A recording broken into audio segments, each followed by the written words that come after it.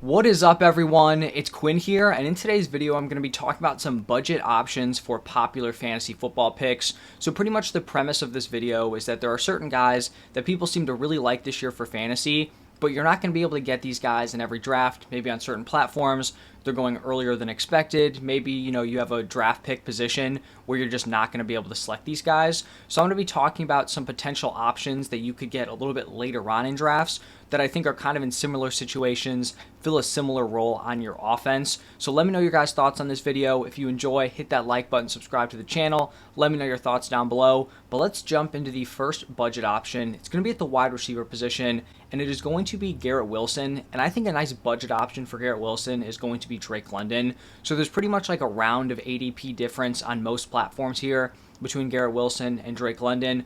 Both these guys are from the 2022 draft class. Both guys have kind of flashed their ability while also playing on rough offenses. The parallels on these guys, are very similar here.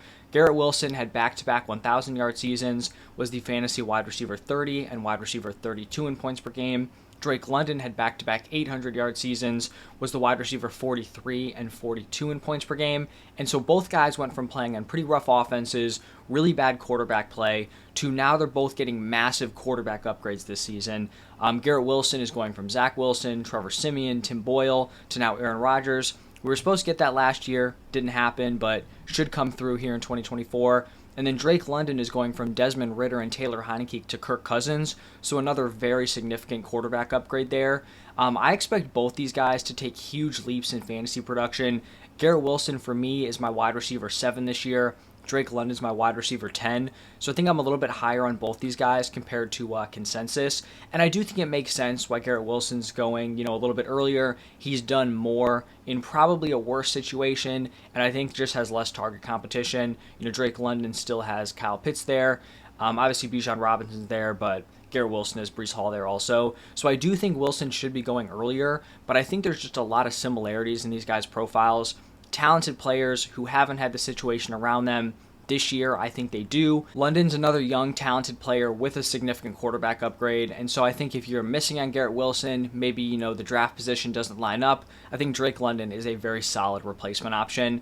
Now, shifting over to the running back position, my budget option for David Montgomery is going to be Raheem Mostert. It seems like people really like David Montgomery as like a mid-tier RB2. Raheem Mostert's going off the board more as like a high-end RB3. And both these guys are coming off of pretty impressive fantasy seasons.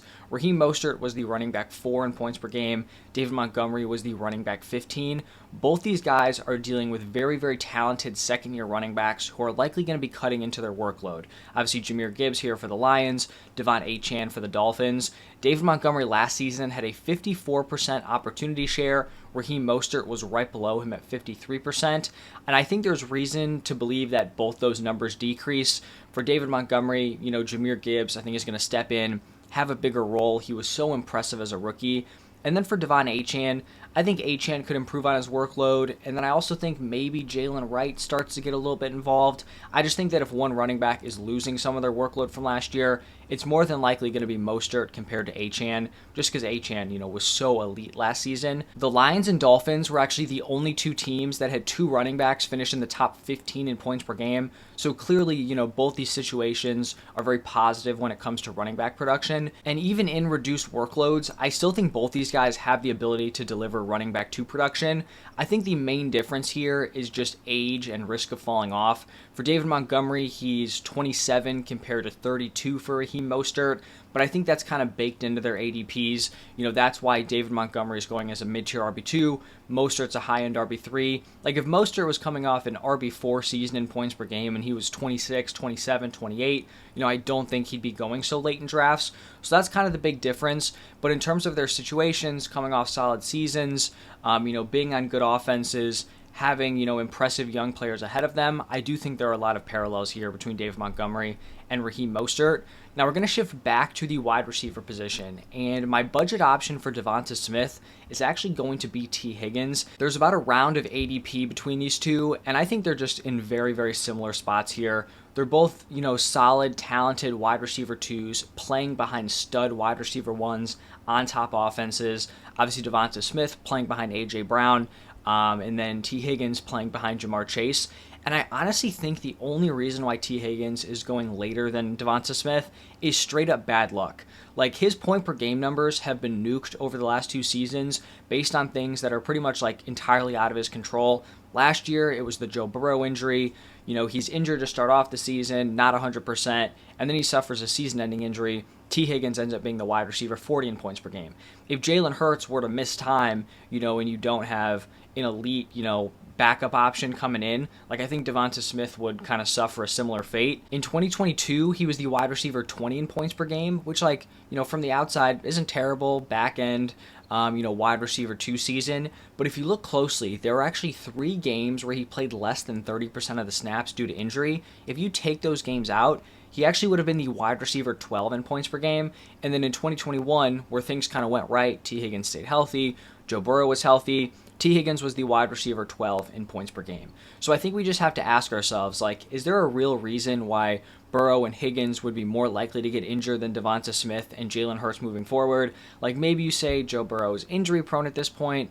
Personally, I don't think that's fair. Same thing with T. Higgins. You could poke holes in Jalen Hurts and Devonta Smith, their injury profiles. Jalen Hurts putting his body on the line, obviously, taking a lot of hits being a rushing quarterback. And then Devonta Smith, a super small frame for the wide receiver position. So basically my argument here is I don't think Burrow and Higgins are way more likely to get injured than Smith and Hurts. So I feel like the last 2 seasons have kind of just come down to bad luck here. I actually think that with these two, an argument can be made that T. Higgins should actually be going ahead of Devonta Smith. Devonta Smith's best season is 15 PPR points per game. Higgins is 15.7, and it would have been 16.6 if we're taking the healthy games from 2022. So, we get a discount on Higgins here. He's a budget option, but I think they really should be just neck and neck, potentially with Higgins ahead. So if you want a talented number 2 wide receiver on a top offense, Higgins can be your guy a round later than Devonta Smith. And then my final comparison here is going to be C.J. Stroud and Caleb Williams. So right now, C.J. Stroud's going as a round 5 pick. Caleb Williams is down in round 9. And that's going to depend on platform, right? If you have Caleb Williams and he's going as QB 11, QB 12, he's going to go much earlier than if he's going QB 14, QB 15 on different platforms. But these are 2 young quarterbacks in great offensive situations with elite weapons. The main difference here is that Stroud has already proven it at the NFL level with his insane rookie season. So that's obviously why C.J. Stroud's going ahead. But for Caleb Williams here, he's pretty unanimously viewed as the better prospect than C.J. Stroud. Now, that doesn't mean he's going to come in and replicate his rookie season, but I do think we should be decently confident that he can come in and produce from day one. For C.J. Stroud, he's thrown to Nico Collins, Tank Dell, Stephon Diggs, Dalton Schultz, Joe Mixon coming in at running back. Caleb Williams has DJ Moore, Keenan Allen, Rome Odunze, Cole Kmet, and then DeAndre Swift at running back. So like I said, I do think you're sacrificing a little bit of security by taking Caleb Williams here. He's unproven, top rookie picks or top rookie quarterback picks. They're not guaranteed to smash in year 1. But on paper, this is a much better situation than what CJ Stroud had last year. It's kind of funny looking back on it because CJ Stroud's situation, it was viewed as a bad one heading into 2023, right? Nico Collins hadn't done a ton. Tank Dell, day 2 wide receiver pick. People were not overly high on this situation, but when CJ Stroud comes in, plays at a super high level, Nico Collins takes that jump, Tank Dell hits, everything kind of came together perfectly. Caleb Williams is in a much better spot here where DJ Moore was great last year with suspect quarterback play.